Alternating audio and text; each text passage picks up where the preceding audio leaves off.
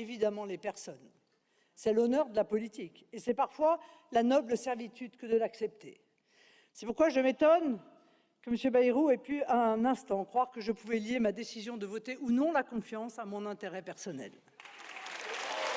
C'est mal connaître le Rassemblement national et c'est ignorer l'intensité de notre engagement exclusif au service de la France.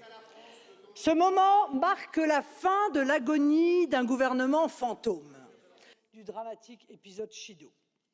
À l'évidence, nous vivons l'effondrement d'un système qui croit pouvoir tirer du constat scénarisé de ses échecs une nouvelle virginité politique.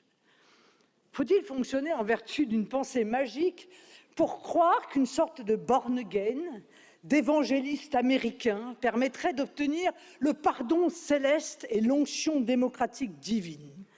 Cette légitimité que le peuple, battant de l'échec, ne reconnaît plus à des dirigeants faillis. Dirigeants de droite comme de gauche, vous êtes coupables.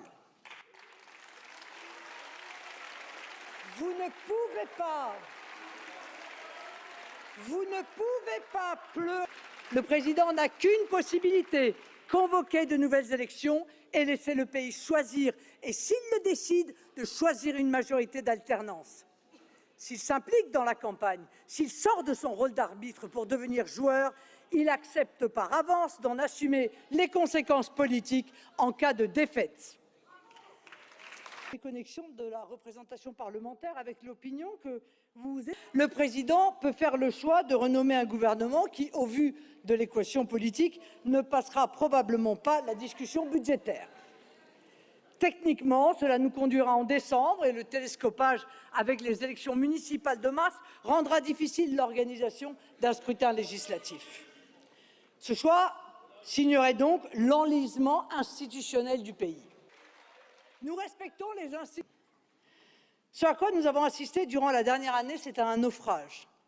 Un triste spectacle dont la seule vertu sera, je l'espère, de mettre fin au supplice des Français et en accélérant l'histoire de préparer la grande alternance. Les informaticiens parleraient de reset, cette action qui consiste à réinitialiser la machine qui est étouffée par les bugs.